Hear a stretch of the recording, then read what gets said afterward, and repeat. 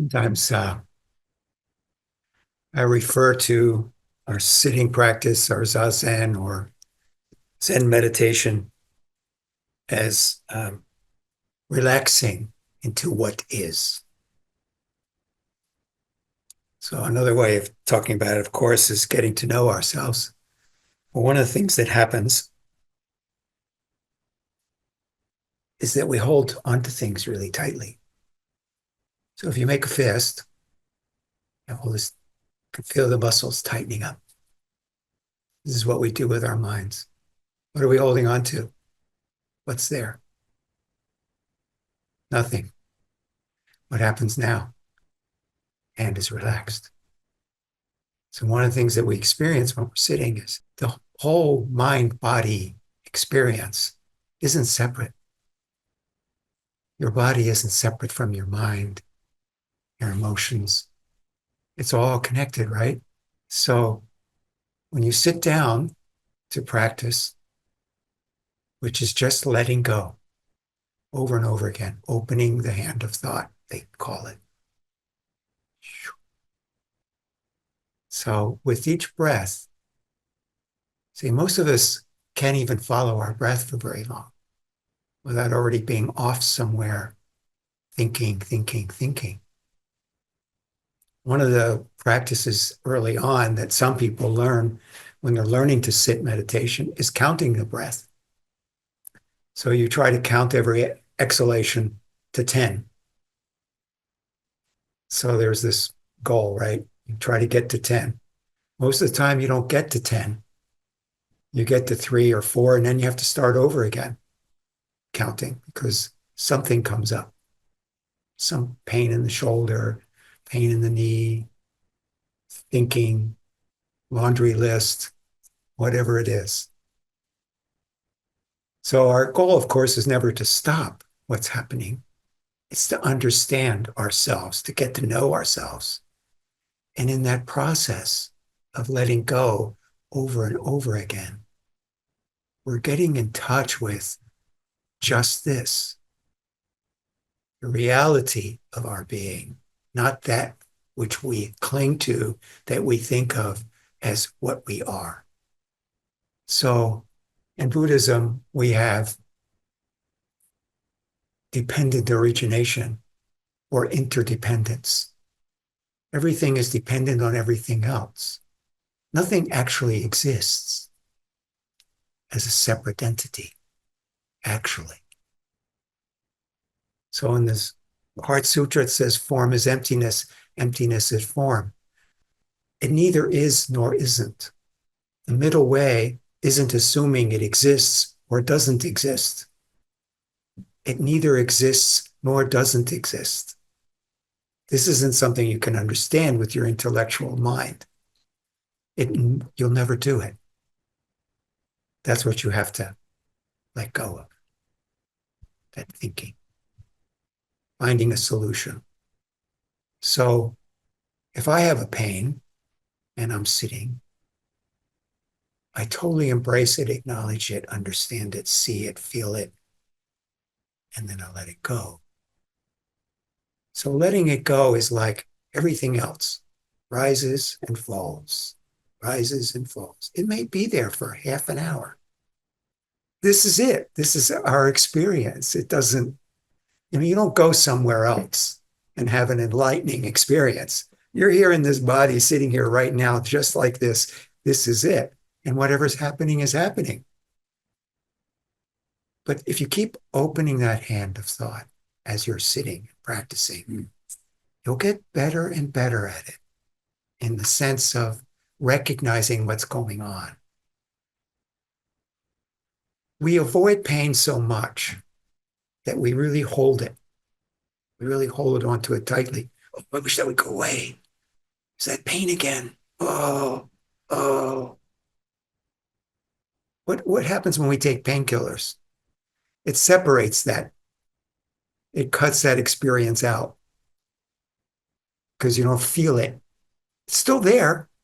Pain is still there. If you have a pain in your back from a strained muscle, it's going to continue to hurt there, but you're not going to feel it because you took painkillers.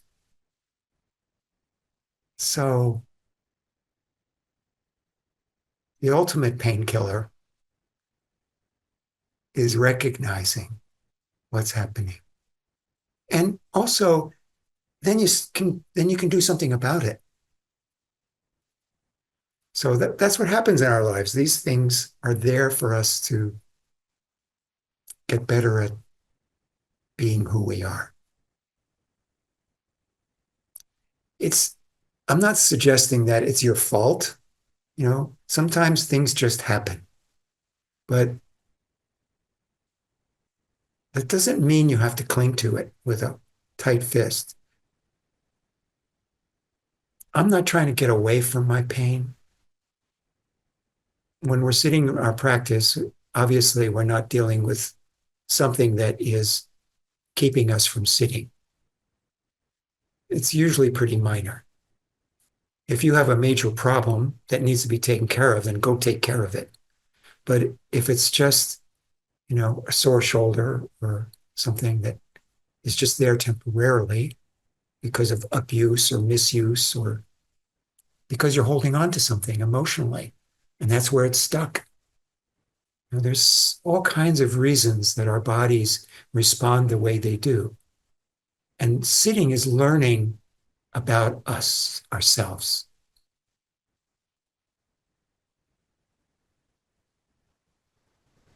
I don't know if I can go any further with that.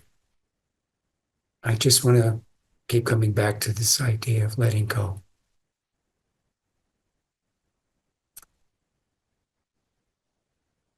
I mean, what does it mean to you for opening the hand of thought? What does that mean to you? How is that a process for you? What do you do to open the hand of thought? How do you do that?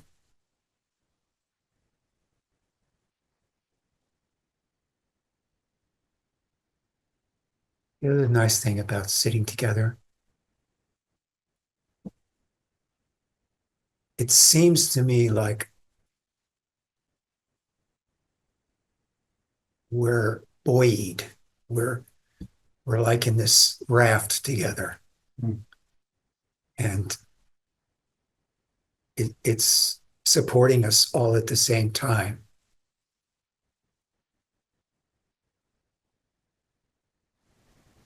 Why I try to come as much as I can because it's different than sitting at home alone.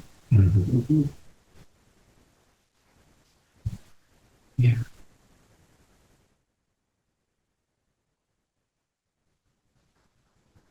Anything else I can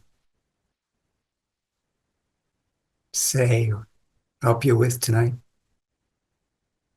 How can I help? In other words, it's a great question. How can I help? There's one thing we haven't talked very much about that comes up for me when you talk about letting go and you actually open your hand and we can all energetically feel letting go is, um, especially in our culture, most people have a fear of death and they want to hold on. And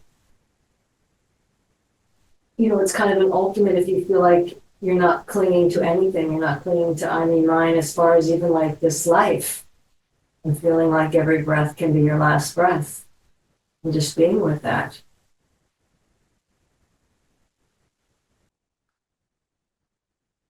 Yeah, that's kind of the ultimate shock to the ego. And we all have one, yeah, even when we're constantly opening up the hand of thought and not so strongly identified with it, we're clinging to it. Um, yeah, everybody dies differently because of their particular karmic and their understanding of self or not, how much fear they have in their lives, and how much they're clinging to and holding on. There's so many ways that this practice can help us in our lives. And you're addressing a really important one. It's sometimes it's referred to as, you know, dying before death. In other words, that's what this is. It's like I mean, I can sit here and say I'm comfortable with it, that I can die peacefully, but I don't know.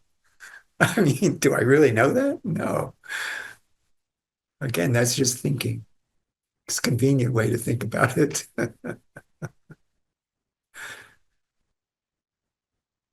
Yeah.